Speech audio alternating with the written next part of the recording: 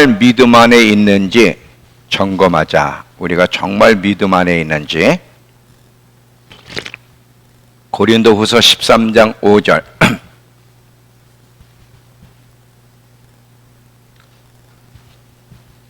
자, 피셨죠? 너희는 믿음 안에 있는가 너희 자신을 시험하고 너희 자신을 확증하라. 예수 그리스도께서 너희 안에 계신 줄 너희가 알지 못하느냐? 그렇지 않으면 너희는 버림받은 자니라. 자, 오늘 말씀을 보면 너희가 믿음 안에 있는지 예수 안에 있는지를 살펴보라는 거예요. 만약에 우리가 믿음 안에 예수 안에 있지 않는 신앙생활을 한다면 아주 위험한 신앙생활이라는 거죠. 어느 때보다도 우리 자신이 믿음 안에 있는지 예수 안에 있는지를 돌아봐야 돼. 이런 얘기를 하면 여러분은 궁금할 거예요. 우리 믿음교 성도들은 나 믿음 안에 있는 거 아닌가? 나 예수 안에 있는 것 같은데? 아니라는 거예요. 왜 아닌지를 오늘 함께 나누려고 해요. 어느 때 봐도 내가 정말 믿음 안에 있는지 예수 안에 있는지를 돌아봐야 되는데, 왜냐하면 예수님의 재림을 눈앞에 두고 있는 시대 속에 우리가 살기 때문이고, 오늘 좀 힘든 얘기를 하나 할 거예요. 1시간 안에 세상이 바뀌는 일이 일어날 겁니다. 1시간 안에. 하루 동안 1시간 안에 세상이 바뀌는 일이 일어날 건데, 그걸 제가 계시록 18장과 이사야 24장을 가지고 오늘 조금 더 설명을 할 겁니다.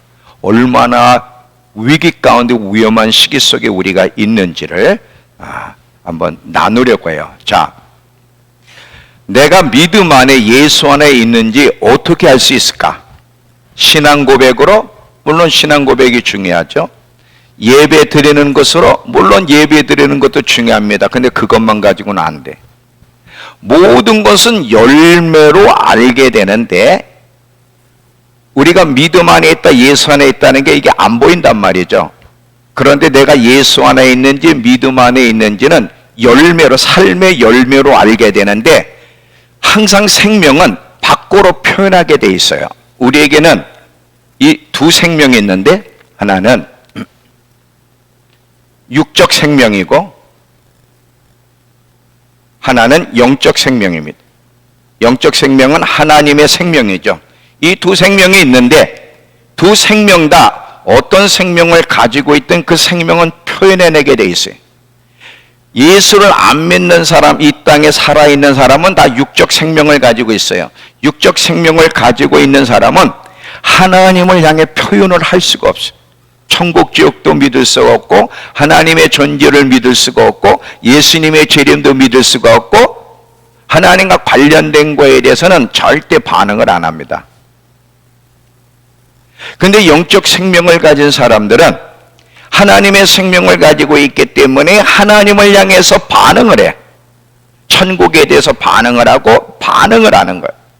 그래서 만약에 우리가 믿음 안에 있다면, 예수 안에 있다면 영적 생명을 가진 자인데, 영적 생명을 가진 자는 항상 하나님과 관련된 것들을 반응하는데, 하나님 명령에 어떻게 반응하는지를 보면 그 사람이 영적 생명을 가지고 있는지 아닌지를 알 수 있어요.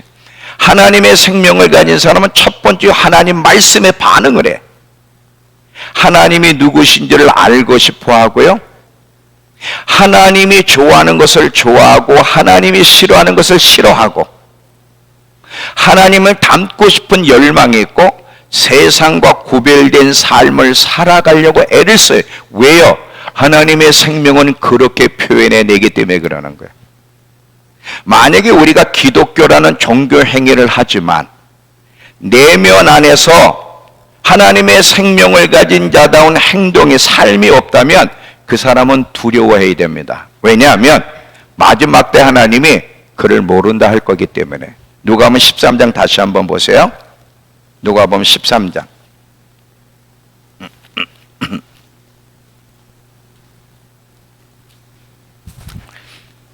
자, 23절부터 다시 한번 읽을게요.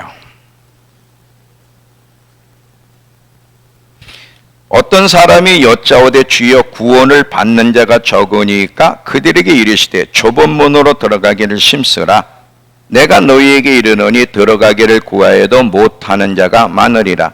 집주인이 일어나 문을 닫은 후에 너희가 밖에 서서 문을 두드리며 주여 열어주소서 하니가 대답하여 이르되 나는 너희가 어디서 온 자인 줄 알지 못하노라 하니 그때 너희가 말하되 우리는 주 앞에서 먹고 마셨으며 주는 우리의 길거리에서 가르치셨나이다 하나 그가 너희에게 말하여 이르되 나는 너희가 어디에서 왔는지 알지 못하노라.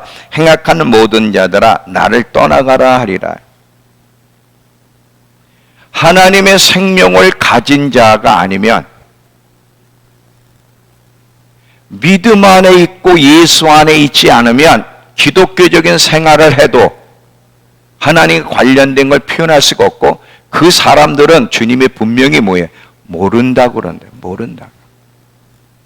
교회를 다녔기 때문에 아는 것이 아니라 하나님의 생명을 가진 자답게 살아갈 때 믿음 안에 예수 안에 있는 증거가 있을 때만 주님이 아신다고 말한다는 거예요. 오늘 우리 그리스도인들을 보면요 참 무섭습니다. 성경에 나오는 믿음의 선진들처럼 살아가지는 않아요. 세상 사람과 별 다를 바 없이 세상 사람들이 원하는 것을 원하고 그들이 좋아하는 것을 좋아하고 그들처럼 살아가려고 하는데 그 이유는 두 가지예요. 하나는 교회는 다니지만 정말 거듭나지 않았기 때문에가 한 가지 이유예요. 아까 제가 얘기했잖아요. 거듭나면 하나님의 생명을 소유하게 되고 하나님의 생명을 소유한 자는 새로운 피조물이야. 고린도후서 5장 17절. 고린도후서 5장 17절 보시면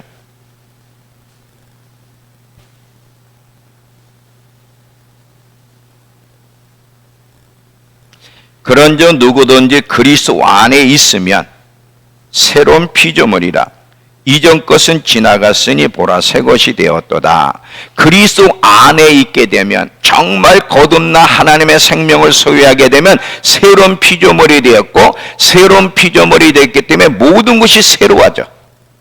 가치관도 새로워지고 인생의 목표도 새로워지고 관심도 열망도 시간 사용도 다 새로워져. 똑같은 게 없어. 예수 믿고 달라지지 않는다는 것은 말이 안 되는 거예요.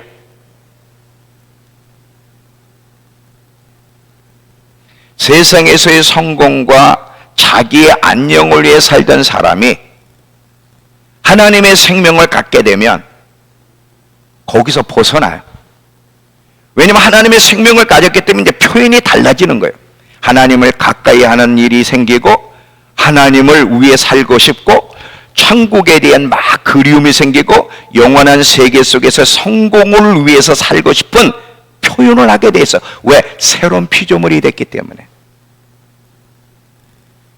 아브람이라고 하는 사람이 갈대 우르에서 우상 숭배하는 집안의 자녀로 살았어요. 그는 오직 세상의 전부야.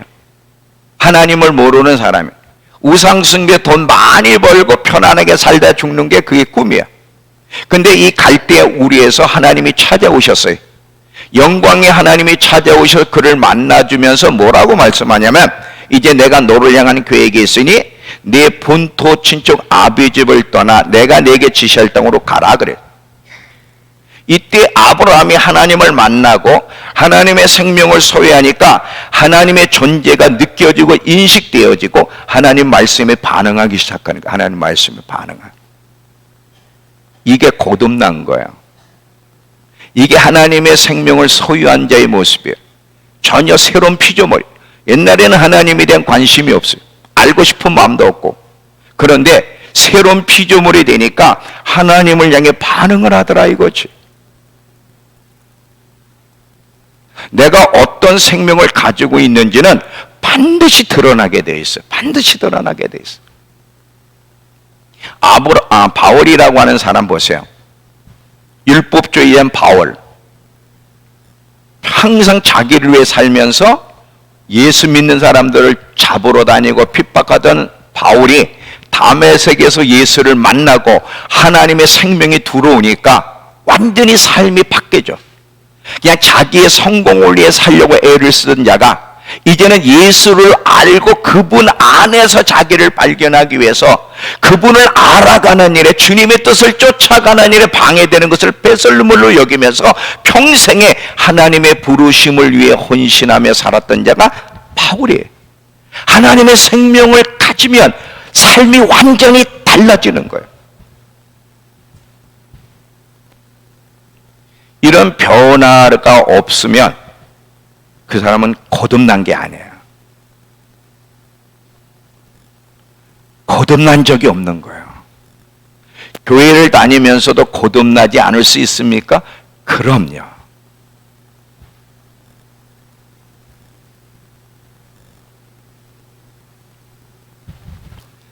그래서 세상 사람과 별 다를 바 없이 살아가는 거예요. 세상 사람들이 꿈꾸는 걸 같이 꿈꾸고, 세상 사람들이 관심을 갖는 걸 같이 관심을 갖고. 왜냐? 거듭나지 않았기 때문에. 두 번째는 거듭났어요. 거듭난 흔적이 있는데 살아가는 동안 세상적인 세계관이 들어와서 그 사람을 사로잡게 되면 또 변질돼. 그 대표적인 사람이 솔로몬이에요. 솔로몬은 분명히 거듭난 하나님의 자녀인데 이방 여인을 가까이 하며 세상을 가까이 하면서 마음이 빼앗기니까 그가 변질되고 있는 것을 보게 되죠. 여기서 우리는 한 가지 생각할 게 있습니다. 뭐냐? 무엇이 거듭난 하나님의 백성들로 하여금 변질되게 만드는가? 무엇이? 세계관. 자,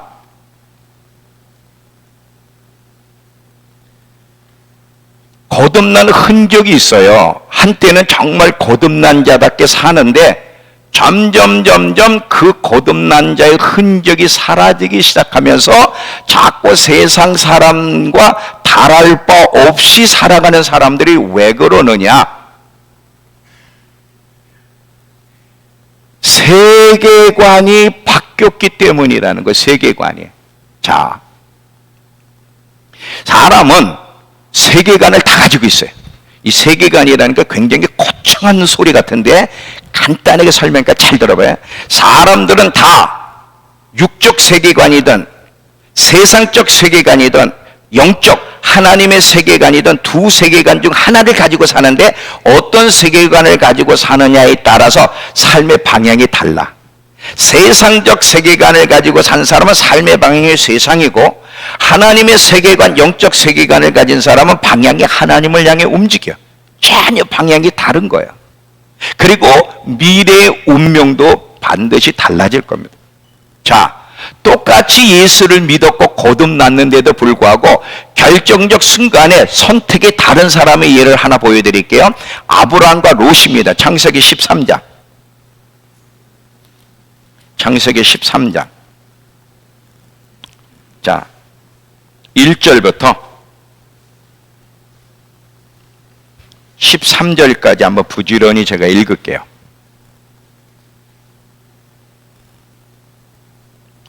아브라함이 애굽에서 그와 그 아내와 그 소유와 롯과 함께 네겝으로 올라가니 아브라함에게 가축과 은과 금이 풍부하였더라.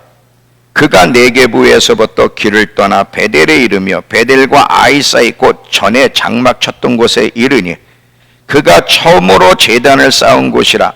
그가 거기서 여호와 이름을 불렀더라. 아브라함의 일행 롯도 양과 소와 장막에 있으므로 그 땅이 그들이 동거하기에 넉넉하지 못하였으니 이는 그들의 소유가 많아서 동거할 수 없었습니다. 그러므로 아브라함의 가축의 목자와 롯의 가축의 목자가 서로 다투고 또 가나안 사람과 브릿 사람도 그 땅에 거주하였는지라. 아브라함이 롯에게 이르되 우리는 한 친족이라. 나나 너나 내 목자나 내 목자나 서로 다투게 하지 말자. 내 앞에 온 땅에 있지 아니하냐. 나를 떠나가라. 내가 좌하면 나는 우하고 내가 우하면 나는 좌하리라. 이에 롯이 눈을 들어 요단 지역을 바라본즉 소알까지 온 땅에 물이 넉넉하니 여호와께서 소돔과 고모라를 멸하시기 전이었으므로 여호와 동산 같고 애굽 땅과 같았더라.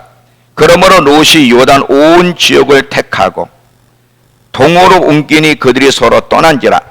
아브라함은 가나안 땅에 거주하였고 롯은 그 지역 도시들에 머무르며 그 장막을 옮겨 소돔까지 이르렀더라. 소돔 사람은 여호와 앞에 악하여 큰 죄인이었더라. 여러분, 이 롯이라고 하는 사람은 베드로후서 2장에 보면 거듭난 사람이에요. 의인이라고 표현을 해. 거듭난 사람인데 분명히 하나님의 생명을 가지고 있는 사람인데, 자, 지금 아브라함과 롯이 하나님의 축복을 받아 부해졌어요. 이제 그 지역이 좁아서 같이 살 수가 없는 거야. 이제 서로 헤어져야 될 때 가서, 사실은 여러분 이때 아브라함이 먼저 선택을 해야 돼요. 왜냐하면 아브라함이 삼촌 아니야. 그리고 이 당시에는 짐승의 재산이기 때문에 넉넉한 물과 푸른 초장을 얻는다는 것은 죽고 사는 문제, 재산과 관련이 있기 때문에 삼촌인 아브라함이 먼저 선택해야 되는데, 아브라함 얼마나 자신 있는가 보세요. 롯에게 네가 먼저 선택해. 네가 우하면 나는 좌로 갈 거고, 네가 좌하면 나는 우로 갈게. 얼마나 당당합니까 지금. 예, 롯이 이렇게 보니까 물이 넉넉한 거 잘 보니까 소돔과 고모라 땅, 저 땅이 물이 엄청나게 넉넉한 거야. 아, 저기 가면 내가 부자가 되겠구나. 저기 가면 잘 살게 되겠구나. 저기 가면 성공하겠구나. 잘 봐요. 롯이 소돔과 고모라 땅을 선택한 거는 하나님의 세계관을 가지고 선택한 겁니까? 세상적 세계관을 가지고 선택한 겁니까? 네, 방향이 다르다라고 했어요. 세상적 의인이지만 거듭난 자지만 살면서 세상적 세계관을 형성시키니까 결정적 순간에 하나님을 선택하는 것이 아니라 세상, 돈과 성공을 선택하더라 이거지. 근데 아브라함은 가나안을 안 떠나는 거예요. 왜? 그는 하나님의 세계관으로 가득 차 있기 때문에 그가 원하는 것은 하나님이야. 떠날 필요가 없는 거예요. 그래서 롯은 실패한 의인으로 전락하고 있는 것을 우리가 보게 되고요. 아브라함은 믿음의 조상으로 하나님 앞에 축복받았던 것을 보게 되는데, 어떤 세계관을 가지고 사느냐에 따라 선택의 방향이 다르고 미래의 운명이 달라진다는 사실을 기억하시기 바랍니다.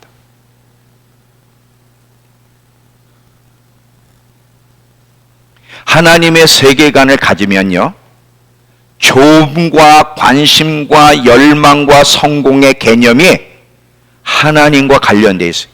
여러분, 하나님으로 성공하고 하나님 나라 천국에서 성공하려면 영적 세계관, 하나님의 세계관을 가지고 있어야 돼요.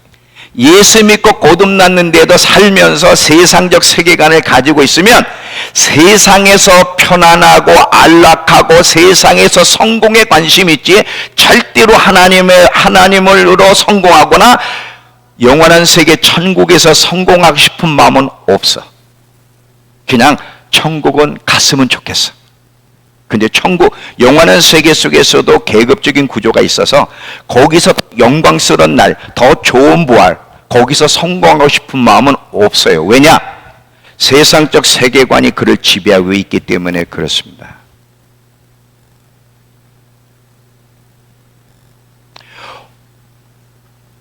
하나님의 생명을 가지고 있어도 살면서 세상적 세계관을 형성하게 되면 하나님을 향해 반응하는 것이 아니라 세상 사람처럼 살고 싶어하고 세상을 향해 반응하게 되면서 실패한 의인으로 끝날 수 있다는 것이 성경의 이야기예요. 아까도 제가 얘기했지만 문제는 하나님의 백성들은 하나님의 세계관을 가지고 살아야 되는데 조심해서 살지 않으면 세상적 세계관을 형성하게 되고, 이 세상적 세계관을 형성하게 되면 처음에는 잘 가다가도 언제든 방향이 틀어지고 인생의 좋음과 목적과 관심과 우선순위가 틀어지면서 불행한 길로 가기 시작하는 거예요. 불행한 길로.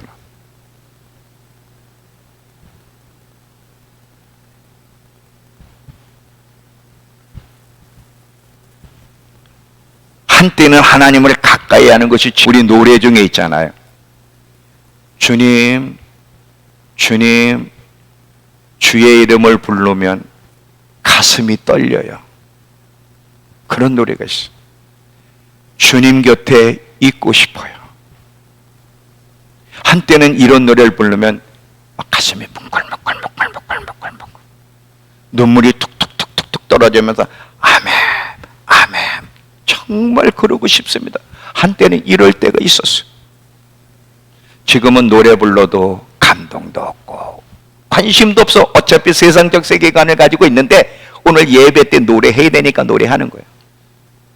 이미 마음은 세상적 세계관으로 가득 차 있기 때문에 이미 좋음이 사라져 버렸어.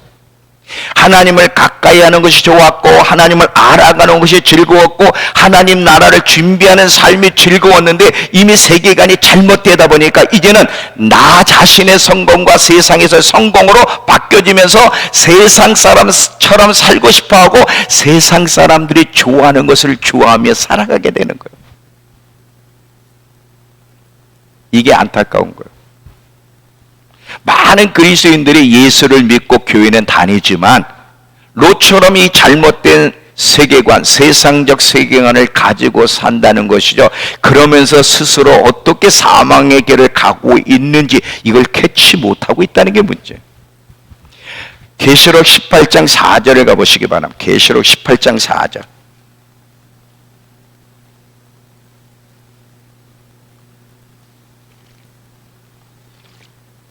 계시록 18장 4절.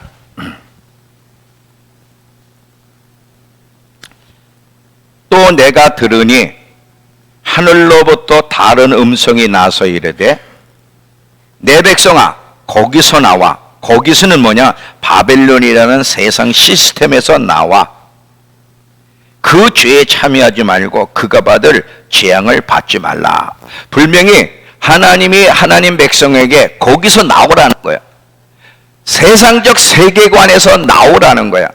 세상 시스템에서 나오라는 거야. 왜냐하면 이제 하나님이 심판할 텐데 나오지 않으면 똑같이 심판을 받을 거기 때문에 그렇다는 거예요. 그러면 여러분 세계관이 뭐냐 이제. 그리고 세계관은 어떻게 형성되는지를 이제 이야기합니다. 자, 세계관. 이게 참 말이 굉장히 거창해요. 무슨 뭐 세계 역사를 배워야만 무슨 세계관이 형성되는 게 아니라 아주 간단해. 세계관이 뭐고 어떻게 세계관이 형성되느냐. 자, 사람 안에는 세계관이 있는데 그 사람의 생각을 사로잡고 마음을 사로잡고 그것을 실제로 느끼게 하고 그것을 위해 살게 하는 게 세계관이야. 자, 이 세계관은 어떻게 형성이 되냐면 매일 뭘 보고 들으며 사느냐가 세계관을 형성해. 매일 무엇을 보고 들으며 무엇을 가까이 하느냐가 중요한데 매일 보고 듣고 가까이 하는 것이 TV, 유튜브, 세상적인 문화, 세상 사람과 가까이 하며 이렇게 살게 되면 이 세상적인 것들이 그 사람의 생각과 마음을 사로잡게 되고 이것을 실제로 느끼게 되기 때문에 세상 사람들이 성공하고 싶어하는 것을 똑같이 성공하고 싶어하는 거예요. 왜냐하면 세계관이 그거기 때문에 그래.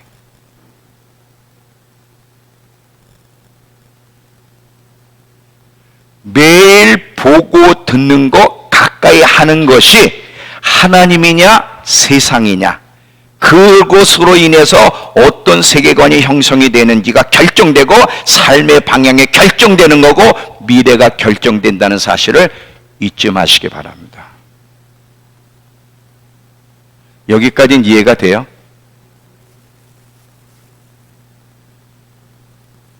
자, 청소년들 예, 청년들 예, 어른들 예를 잠깐씩 드려보겠습니다.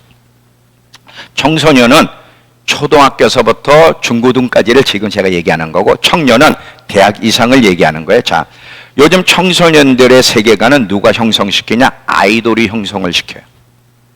매일 아이돌의 노래를 보고 들으면서 계속 걔네들이 우상이 되다 보니까 관심이 온통 거기에 있어요. 쟤네들이 지금 무슨 옷을 입었는지, 머리 스타일이 뭐고, 머리 색깔이 뭔지, 신발은 어떤 신발을 신었는지, 야, 참 이쁘다. 나도 저렇게 이뻤으면 좋겠다. 그 아이돌을 매일 보고 들으면서 그 아이돌이 아이돌이 청소년 애들의 마음을 사로잡아서 그 애들의 삶을 이끌어가, 아이돌이. 이거는 교회 다니는 애들도 마찬가지예요.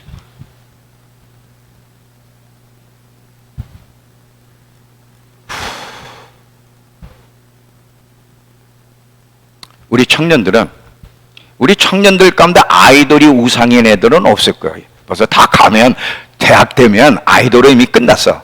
근데 아이돌은 끝났는데 아니야 또.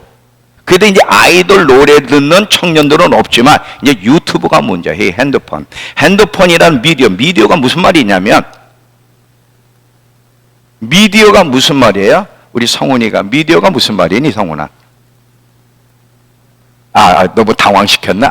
갑자기 물어보니까 당황을 했네. 쏘리. 미디어가 뭐예요? 미디어예요. 미디어라는 게 뭐냐? 어떤 매체를 통해서 우리에게 정보를 제공하는 게 미디어야. TV도 미디어고, 라디오도 미디어고, 스마트폰도 미디어고, 종이책도 미디어야. 이 종이책을 통해서 정보를 우리에게 주기 때문에 이것도 하나의 미디어야.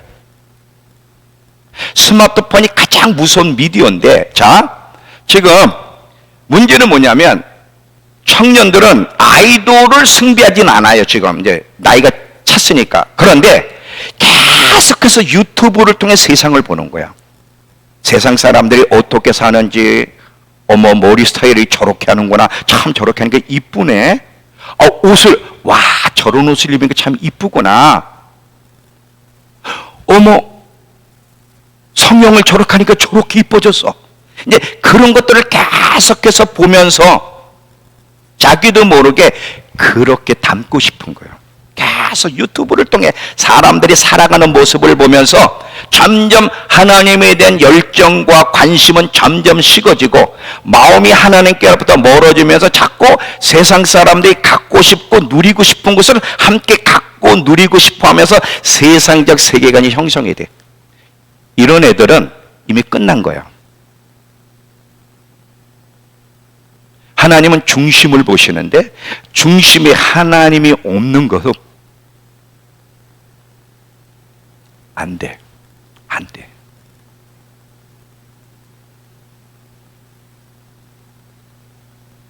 시간만 나면 핸드폰을 꺼내. 그리고 계속 뭔가를 봐. 성경을 보면 또 내가 말도 안 해. 계속. 그러면서 세상 사람들이 살아가는 것이, 세상이 내 생각과 마음을 장악하기 시작하고 이제 세계관을 형성시켜서 나를 하나님이 원하는 방향이 아닌 하나님을 향해서는 이미 식어져 버렸어. 세상을 향해서 나를 이끌어가는 거예요. 왜요? 세상적 세계관이 그 청년의 마음을 사로잡았기 때문에 그러는 거예요. 어른들도 다르지 않습니다. 이 어른들이고 청소년이고 하루 종일 세상에서 시간을 보내. 학생들은 공부하며 학교에서 시간을 보내고, 어른들은 직장이든 사업하면서 하루 종일 세상에서 시간을 보내보니까 세상 꽃이 더 실제로 느껴질 수밖에 없는 거예요, 지금. 그런데 이 짜투리 시간까지 어떻게 쓰느냐? 자기에게 시간이 주어지면 이 짜투리 시간도 어떻게? TV를 본다든지 유튜브를 본다든지 이런 세상의 미디어를 통해서 또 거기서 시간을 보내는 거예요. 계속. 그러다 보면 사람은요, 보고 듣는 것이 실제로 느껴지고 그것이 그 사람의 생각과 마음을 장악하게 되면 그게 실제로 느껴지기 때문에, 피부로 느껴지기 때문에 그것을 위해서 살아갈 수밖에 없는 거예요. 그러니까 교회 다니는 그리스도인들도 이 세상 시스템 속에서 조용히 살고 시간 나면 또 유튜브를 보고 텔레비전을 보고 이러다 보니까 온통 관심이 뭐야? 나도 세상에서 성공해야지. 나도 편안하고 안락하게. 돈이 최고야.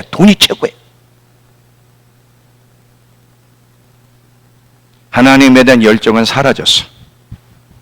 간절함도 사라졌어. 이제 시간도 관심도 하나님이 아니야. 오직 세상이야. 이렇게 하면서 사망의 길을 가고 있는데도 내가 교회에 와 앉아 있으니까, 예배 드리니까 안전하다고 생각하는 거야. 겉으로는 하나님을 믿지만 마음은 세상적 세계관을 가지고 살아가는 것이 오늘날 그리스도인들의 많은 문제. 교회는 다니지만 마음으로는 하나님께로부터 멀어져 있고 하나님을 가까이 하는 게 실증이 났어. 여러분, 성경 읽을 때 맛을 느끼는 사람 봤어요? 요즘 기원이가 맛을 느낀다는데, 나는 그 맛을 계속 느꼈으면 좋겠어. 우리 기원이가 요즘 교회 와서 아침에 이제 성경을 읽는데 옛날과 다르게 맛을 느낀다는 거예요. 맛을 느껴야 돼. 이 성경이 돌 씹는 것처럼 느껴지면요, 안 봅니다. 지금 성경을 30분 동안 딴짓 안 하고 30분에서 1시간을 지속적으로 이 종이책 성경을 읽을 수 있는 사람이 여기 몇 사람이나 될까요? 없어요. 이걸로 보던 성경을 보다가 또 항상 시선이 딴 데로 가. 핸드폰의 그 울림 소리를 듣고 계속 거기서 또 작업을 하고 또 일로 오고, 작업을 하고 또 일로 오고. 15분 이상을 집중을 못해. 이제는 하나님에 대한 게 싫어. 점점 예배도 싫어지고, 성경 읽는 것도 싫어지고, 기도하는 것도 싫어지고, 점점 하나님에 대한 실증을 느끼기 시작하는 거야. 이스라엘 사람들이 만나를 너무 지겹다는 거지. 만나만 왜 주냐 이거지. 만나가 예수 그리스도인데. 이제 하나님을 향한 모든 것이 힘들어지기 시작하는 거야. 왜요? 세상적 세계관이 형성이 되다 보니까 이제는 힘들어져. 다윗은요, 왕이었지만 그의 평생의 소원은, 야, 어떻게 왕인데, 이 다윗이 무슨 백수도 아니고 엄청난 힘 있는 왕인데 얼마나 할 일이 많아. 근데도 한 가지 소원이 뭐냐면, 하나님 전에서 평생 동안 하나님의 아름다움을 보고 그 아름다운 하나님을 예배하는 거예요.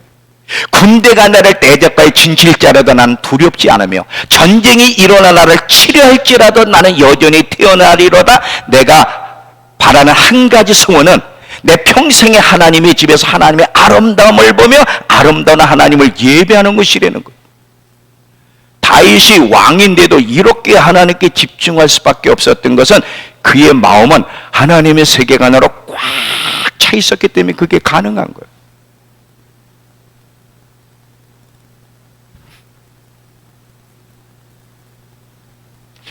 우리는 지금 무서운 싸움을 합니다. 하나님의 세계관을 형성시키며 살 거냐, 세상적 세계관을 받아들일 거냐, 무서운 싸움을 보이지 않게 하고 있고, 이 싸움에 이기느냐 지느냐에 따라 우리의 운명이 결정될 거라는 것을 반드시 기억하셔야 돼요. 성경에 나오는 믿음의 사람들은 하나님 앞에서의 성공, 영원한 세계 속의 성공을 꿈꾸면서 이 땅에서는 나그네로, 떡 하는 거 알지? 우리 진양 집사님. 떡. 네, 아멘. 핸드폰 소리 울리거나 진동 소리 울리면 떡 한 마리예요. 떡 다음 주에 떡을 기대하십시오.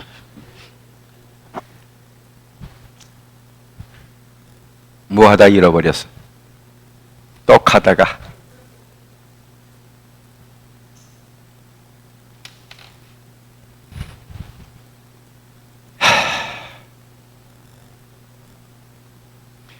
그리스도인은 세상에서 나온 사람들이에요. 세상 시스템에서 나온 사람이에요. 왜? 세상은 소망이 없거든. 요한복음 12장 31절, 요한복음 12장 31절.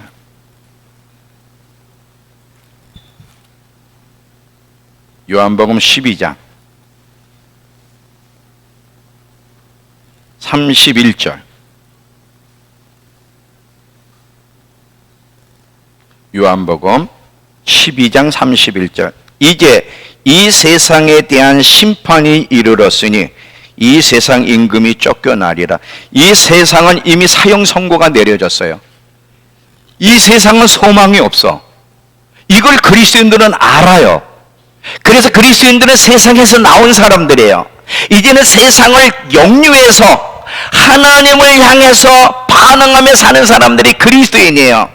더 이상 그리스도인은 세상 물살을 좋아하지 않아요. 마치 계곡에서 튜브를 타면 그 물살이 좋아서 내려가는 것처럼 그리스도인들은 세상 물살을 더 이상 좋아하지 않아. 재미있어도 하지도 않고. 왜냐하면 세상은 사형 선고가 내려진 걸 알기 때문에 그러는 거예요. 근데 아직도 이 세상 물살을 계속 좋아하는 사람들, 이거 아주 심각합니다. 이거 아주 심각한 거예요. 왜냐하면 세상을 주님이 심판, 이제 제가 이따가 하루 동안에 1시간 안에 이제 이런 일이 일어날 거라는 걸 이제 설명을 할 거예요. 어떻게 1시간 안에 하나님이 심판할 건지.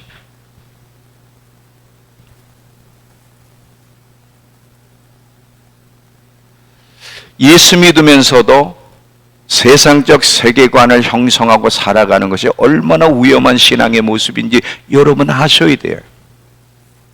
교회를 다녀도 하나님을 가까이에게를 힘쓰지 않고 말씀을 읽고 묵상하고 암송하는 생활보다 세상에서 아까도 얘기했죠. 텔레비, 누가 텔레비를 보는지 자꾸 내 입에서 텔레비가 나오네. 텔레비전, 영화, 유튜브를 자꾸 보면서 살아가게 되면 예수님의 재림이 실제인데 실제로 못 느껴지는 거예요. 영원한 세계 천국이 실제인데 실제로 못 느껴지고 늘 보고 듣는 것이 실제로 느껴지면서 이제 영적인 것은 막연하게 느껴져. 이러다 보면 실제로 느껴지는 세상을 향해서 발버둥 치게 되어 있어요.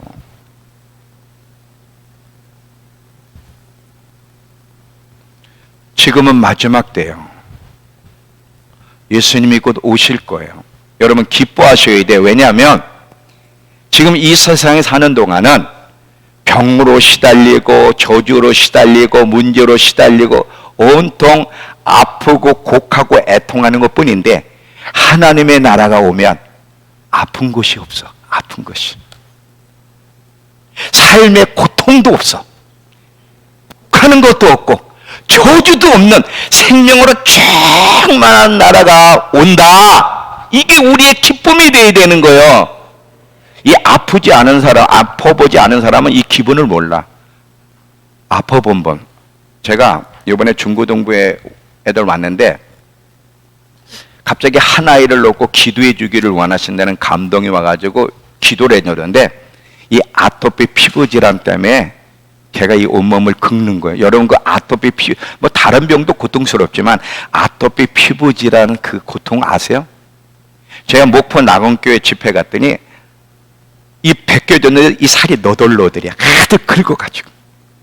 너무 고통스럽고 그래. 어디에 있냐? 물속에 그냥 기방 들어가 있어. 물속에 그냥 거기에. 나오면 막 가려워서 긁으니까 막 피 터지고 막 다 허물이야 허물. 야, 그 어떻게 20년을 살았지 걔가? 나이가 20대인데. 그 10대가 왔는데 갑자기 감동을 주셔서 기도해 주는데 걔가 이 아토피 때문에 막 긁으면서 막 그 고통이 이제 막 느껴지기 시작해. 고통이 걔가 얼마나 고통스러운 하루하루를 살았을지 우리는 못 느껴. 왜? 우린 그 피부가 없으니, 피부 질환이 없으니까 걔는 하루하루가 고통이야, 고통. 근데 그런 애들에게 소망이 있어요. 하나님 나라가 오면 더 이상 아픈 것도 곡하는 것도 애통하는 것도 저주가 없는 영원한 나라, 생명이 충만한 나라가 곧 온다는 거야. 이렇게 고통스러운 사람에게는 그날이 간절히 기다려지는데 아무 문제가 없는 사람은 안 왔으면 좋겠어. 안 왔으면. 지금이 좋으니까. 계시록 21장 가보세요. 계시록 21장 1절부터. 계시록 21장 1절부터. 또 내가 새 하늘과 새 땅을 보니 처음 하늘과 처음 땅이 없어졌고 바다도 다시 있지 않더라 하면서 이제 천국이 이 땅에 내려오게 되면 4절에 모든 눈물을 그 눈에서 닦아주시리니 다시는 사망이 없고 애통하는 것이나 곡하는 것이나 아픈 것이 다시 있지 아니하리니 처음 것들이 다 지나갔음이로라. 22장 4절. 다시 저주가 없으며 하나님과 어린 양의 보좌가 그 가운데 있으리니 그 종들이 그를 섬길 것이며 이 엄청난 영원한 나라 천국이 온다는 거야. 이게 우리의 기쁨이 되어야 되고 우리의 갈망이 되어야 되고 우리의 소망이 되어야 되고 이게 우리의 삶을 사로잡아야 돼. 사로잡아. 이 세계관을 가지고 있는 사람은 이 영적인 거 하나님 나라가 온다는 게 너무 피부리적으로 느껴지니까 어떻게 하면 이 하나님의 나라 예수님의 재림을 잘 준비할 수 있을까 고민하지만 교회를 다녀도 이런 영적 세계관이 없는 사람은 마지막 때라는 거 머리로 아는데도 하나님 나라를 준비해야 되는 거 머리로 아는데도 실제는 준비하지 않아요. 그리고 준비하는 일에 굉장히 게을러. 왜 그럴까? 세상적 세계관으로 그 내면이 바뀌었기 때문에 그러는 거예요. 이게 바로 열처녀 비유에서 어리석은 다섯 처녀의 이야기가 바로 이거예요. 그 어리석은 다섯 처녀도 처음에는 준비를 잘 했어요. 근데 점점 이 영적 세계관에서 세상적 세계관으로 바뀌다 보니까 이제 예수님의 재림을 준비하는 기름을 준비하는 일에 느슨해지고 소홀하게 하다가 주님을 못 만났다 이거지. 영적 세계관을 가지고 살지 않으면 휴거의 축복도 없고요. 제가 이제 한 시간 안에 이런 일이 일어나리라 이제 얘기를 할 거예요. 이런 것을 여러분 알면 정말 휴거의 축복이 얼마나 중요하다는 것을 여러분이 알게 돼. 에녹이 들림받은 것처럼 우리도 마지막 때 들림받는 거예요. 공중으로 들림받는 거예요. 그런데 영적 세계관을 가지고 살지 않으면 이 휴거의 축복은 기대도 하면 안 돼. 예수님의 재림을 잘 준비하는 일도 어려워. 노아도요 계속 방주를 계속 만드는 일에 집중하며 세상 사람처럼 살지 않았기 때문에 영적 세계관을 끝까지 가지고 하나님 말씀에 반응했기 때문에 그가 홍수로부터 구원받은 것처럼 지금 나는 어떤 세계관을 가지고 살아가고 있는지를 정말 점검해야 되는 거예요. 정말 점검. 만약에 여러분 가운데 나는 예수 믿지만 영적 세계관을 가지고 지금 살아가는 게 아니라 세상적 세계관이 나를 지배하고 있다고 생각하면 늦지 않았어요.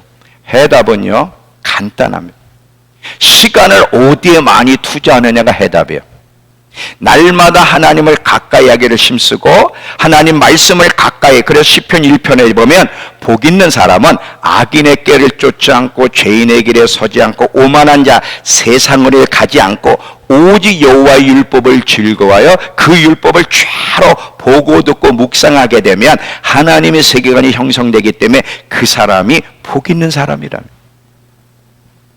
이 세상적 세계관 속에 빠져들지 않고 세상에 휘둘리지 않고 끝까지 예수님의 재림을 잘 준비하려면 내 안에 영적 세계관이 형성이 돼야 되는데 영적 세계관은 보고 듣는 거로 결정돼. 계속 하나님을 가까이 하고 말씀을 읽고 묵상하며 하나님과 시간을 많이 보내면서 보고 듣는 것이 하나님이어야지 세상 것이 되어서는 마지막을 준비할 수 없다.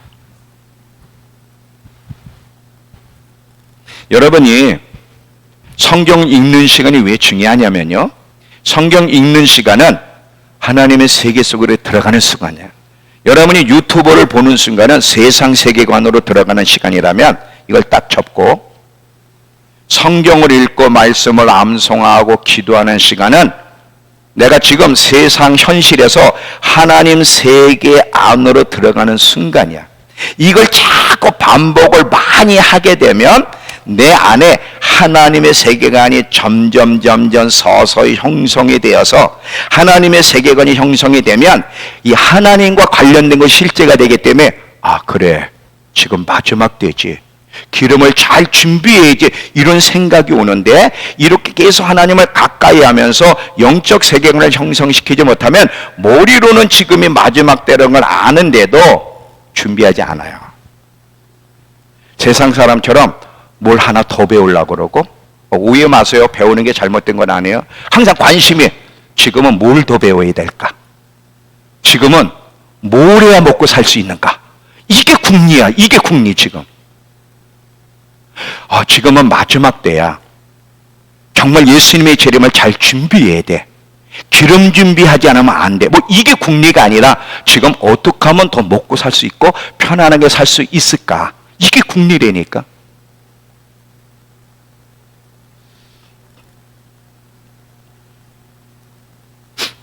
그래서 성경은 어렸을 때부터, 이스라엘 사람들은 어렸을 때부터 하나님이 누구신지를 계속 가르쳐주고, 하나님을 경외하는 법을 가르쳐주고, 부지런히 말씀을 암송하라고 어렸을 때부터. 그래서 걔네들은 12살 전에, 보통 10살 전에 구약을 거의 암송시키잖아요. 이렇게 해야 될 이유는 뭐냐면, 자꾸 하나님의 말씀을 묵상 암송시키면 하나님의 세계관, 올바른 세계관이 형성이 되는 거예요. 그렇게 올바르게 형성돼야 커서도 변질이 안 돼. 그래서 어렸을 때부터 계속해서 하나님의 세계관을 심어주라는 것이 하나님의 명령이고, 이 명령은 우리에게 똑같은 거예요. 근데 어렸을 때부터 애들을 그렇게 심어주는 게 아니야. 딱 귀찮으니까 아이패드 탁 갖다 줘. 아이폰을 딱 갖다 주고, 제가 밥 먹으면서 얼마나 속 터졌는지. 애 둘이 엄마 아빠가 젊었는데, 앉아야 만화 보게 해줄 거야. 그러고는 딱 애들 이제 만화 보고 싶으면 딱 앉으니까, 그 아이패드야 뭐 이거 있잖아요. 딱 켜놔. 두 아이에게 딱 켜줘. 그러니까 얘네들이 안 떠드니까 얼마나 편해. 걔네들이 그거를 밥도 안 먹고 그걸 보고 있고, 엄마들은 딴짓해. 아빠하고.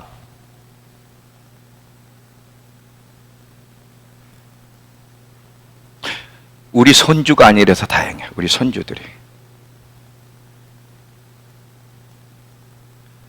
그 짐승이 돼가는 거거든, 그거 지금.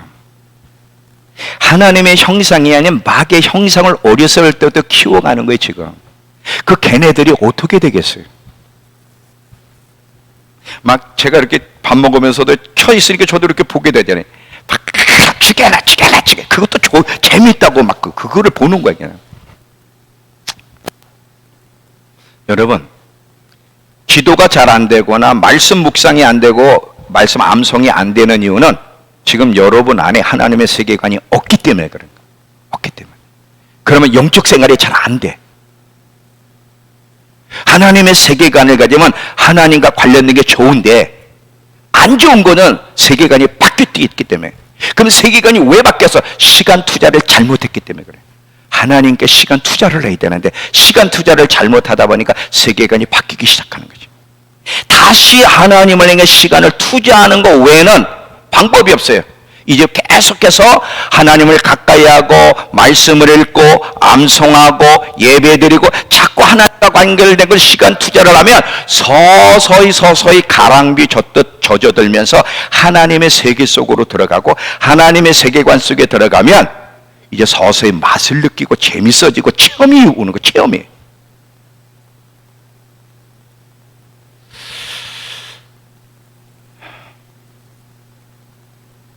자, 이제 결론을 맺을게요. 시간이 많이 가서. 하루 동안 1시간 안에 세상이 바뀔 거다. 이 얘기를 하고 마칠게요. 이사야 24장. 이사야 24장 1절에서 3절까지만 보면 이게 마지막 때 있을 이야기예요. 우리 일라이제 선교사를 통해서 마지막 때 이사야 공부하면서 이사야 24장을 공부했어요. 이건 마지막 때 있을 일이라는 거. 자, 이사야 24장 1절에서 3절. 보라, 여호와께서 땅을 공허하게 하시며 황폐하게 하시며 지면을 뒤집어 엎으시고 주민을 흩으시리니 백성과 제사장이 같을 것이며 종과 상전이 같을 것이며 여종과 여주인이 같을 것이며 사는 자와 파는 자가 같을 것이며 빌려주는 자와 빌리는 자가 같을 것이며 이자를 받는 자와 이자를 내는 자가 같을 것이라. 땅이 온전히 공허하게 되고 온전히 황무하게 되리라. 여호와께서 이 말씀을 하셨느니라. 자, 잘 봐요. 이게 마지막 때 하나님은 어떻게 세상을 뒤집어 놓을 건지를, 왜 하루 동안에 뒤집을 건지는 제가 이제 계시록을 통해 얘기할 텐데, 이 말씀은 사실이에요. 이사야가 이 말을 한 것은 우리를 두렵게 하기 위해서가 아니라 우리에게 소망을 주고 준비시키기 위해서요. 이 이사야 말씀은 하나님의 살아있는 말씀이고 이것은 사실 그대로 이루어질 거예요. 만일 하나님의 세계관이 없는 사람들, 지상에 땅에 마음이 묶여있고 땅 것을 가까이하며 하나님과 가까이하는 삶을 살아가지 않는 사람은 이 메시지에 듣기 싫을 거예요. 근데 들어야 돼요. 왜냐하면 그게 사는 길이기 때문에.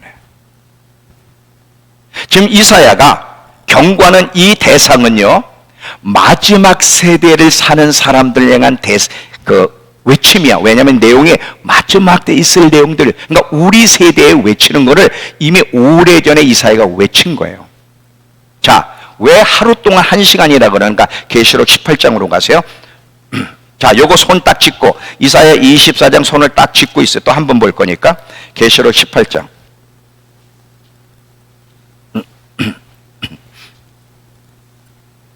이 바벨론은 세상을 얘기한다 그랬죠? 세상 시스템. 자, 18장으로 가보세요. 18장 8절. 그러므로 하루 동안에 그랬어요. 이거 상징적인 단어가 아닙니다. 하루 동안에 그 재앙들이 이르리니 곧 사망과 애통함과 흉년이라. 그가 또한 불에 살라지리니 그를 심판하시는 주 하나님은 강하신 자임이래라. 그와 함께 음행하고 사치하던 땅의 왕들이 그가 불타는 연기를 보고 위하여 울고 가슴을 치며 그 고통을 무서워하여 멀리 서서 이르되 화이토다 화이토다 큰 성 견고한 성 바벨론이여, 1시간에 내 심판이 이르렀다. 1시간, 1hour, single hour, 1시간 안에. 근데 이 1시간 안에 이루어진 게 계속 또 얘기해. 19절에도 가보시면 티끌을 자기 머리에 뿌리고 울며 애통하여 외쳐 이르되 화이토다 화이토다 이 큰 성이여, 바다에서 배부리는 모든 자들이 너의 보배로운 상품으로 치부하였더니 1시간에는 망하였도다 그랬어요. 이사야 24장에서는 하나님은 어떻게 마지막 때 세상을 뒤집어 볼 걸 얘기하는데, 지금 계시록 18장에 보니까 그 일이 며칠에 걸쳐서 아니라 하루 동안에 1시간에 뒤집어 엎는다는 거예요. 그래서 데살로니가 전서로 가보세요. 이제 데살로니가 전서. 데살로니가 전서 5장에 그래서 이렇게 표현하는 거예요. 데살로니가 전서 5장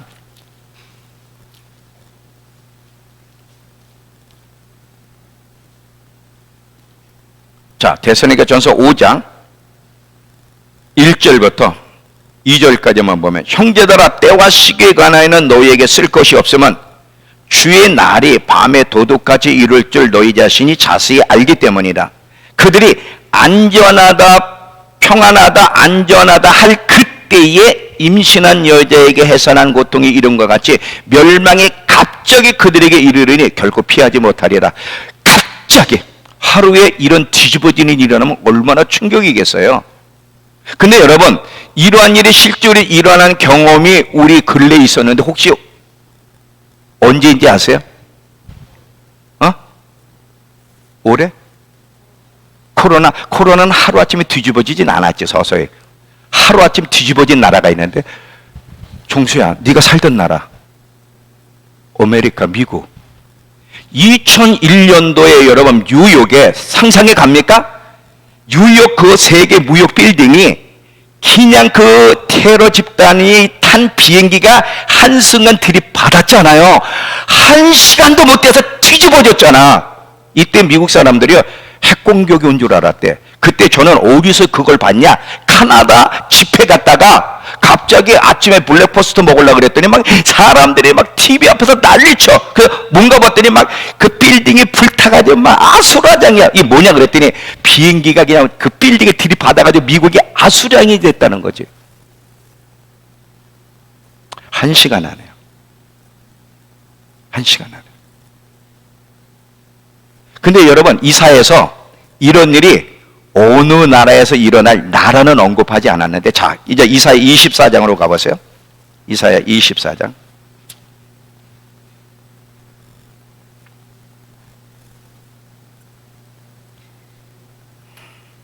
(24장) 13절이에요.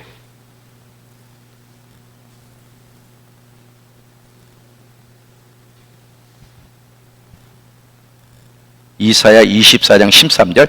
세계 민족 중에 이러한 일이 있으리니, 근데 어느 나라라고 지목은 안 해요.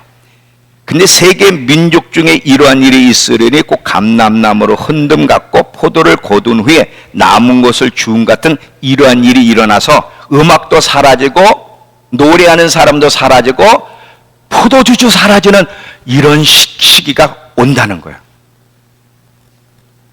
이번에 계시록 18장 11절 보시면, 계시록 18장 11절.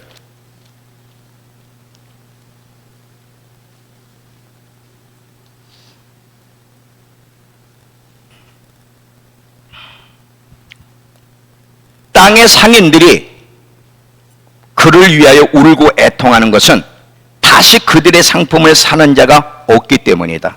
이제 하나님이 한순간 이 세상 시스템을 심판할 때 판매자도 구매자도 사라지는 거예요. 한순간. 통곡뿐이에요, 통곡.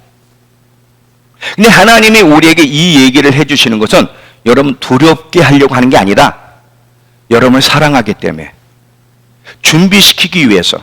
자, 왜? 20절 가보세요. 20절에 그때 기뻐하라는 거야, 준비된 자들은.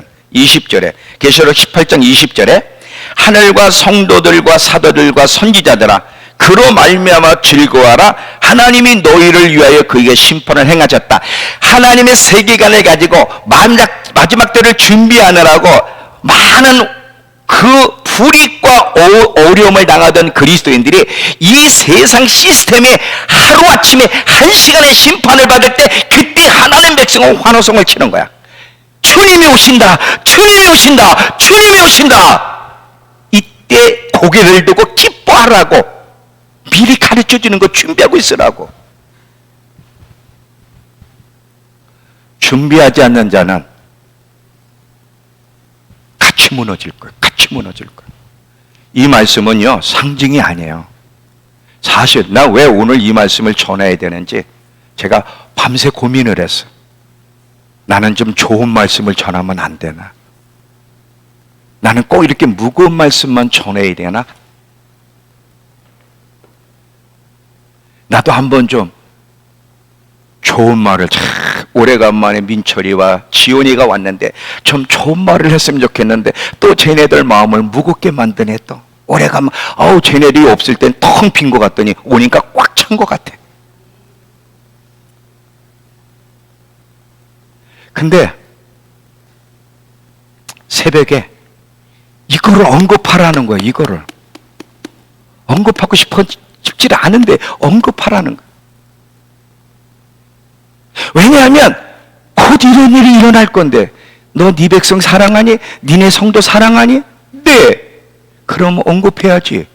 내 살아있는 말씀인데 왜 네가 언급해? 여러분, 거짓 선지자의 특징이 뭔지 아세요? 거짓 선지자? 성경에 보면 거짓 선지자가 나오잖아요. 이 거짓 선지자의 특징은 없는 말을 꾸며내는 것도 거짓이지만, 있는 말, 진실인데 말이 껄끄러워 듣는 사람들이 힘들어 할 거라 생각해서 진실을 말하지 않는 것도 거짓 선지자예요. 그대로 하나님의 마음을 그대로 전달을 해야 돼. 왜 여러분 이걸 알아야 돼요? 곧 하루 동안 9.11 테러 사건처럼 어느 나라일지는 모르지만 하루 동안 1시간 안에 하나님이 이 세상을 뒤집어 볼 거예요. 이때 우리가 주님의 보호를 받으려면 깨어 있어야 돼. 깨어있는다는 게 뭐예요? 영적 세계관을 가지고 날마다 살아가는 것. 이것이 바로 깨어있어라 준비하고 있으라는 말씀에 대한 의미이기도 하기 때문에 여러분, 지금은 재림하실 예수님, 심판으로 오실 예수님, 우리를 구원하러 오실 예수님, 그 한 분께만 초점을 맞추고 있어야 돼. 다른 데 한눈 팔면 안 돼. 한눈 팔면 안 돼. 이해가 되시죠? 자, 이제 결론이에요. 참 감사해. 마태복음 24장에서도요, 예수님이 제자들에게 성전, 이 성전 얼마나 멋있습니까? 그랬더니 예수님이 이 성전이 돌 위에 돌이 얹혀지지 않는 예루살렘에 불타고 쑥대밭이 될 날이 오리라 미리 가르쳐 준 거 아시죠? 미리. 예수님이 미리 가르쳐 주시고 AD 70년에 그 일이 일어났잖아요. 근데 항상 주님은 미리 가르쳐 주세요. 왜? 준비시켜 주고 보호해 주고 싶으셔서. 사랑 때문에 그래. 사랑 때문에. 오늘 하나님이 왜 우리에게 말씀합니까? 이게 사랑이야. 왜? 이런 일이 일어날 거기 때문에. 여러분은 어떤 세계관을 가지고 살아갑니까? 믿음 안에 있어요? 예수 안에 있는 자입니까? 그렇지 않다면 돌이켜야 돼. 심판대 앞에서는 못 돌이켜. 지금이 기회야. 지금이 돌이킬 수 있는 기회야. 오늘 이 말씀이 여러분의 생각과 마음을 사로잡아서 우리 자신을 돌아보며 다시 한번 하나님 앞에 가까이 나가면서 영적 세계관으로 여러분을 꽉 채우는 가운데 마지막을 준비할 수 있는 우리 모두가 되길 축원합니다. 기도합시다.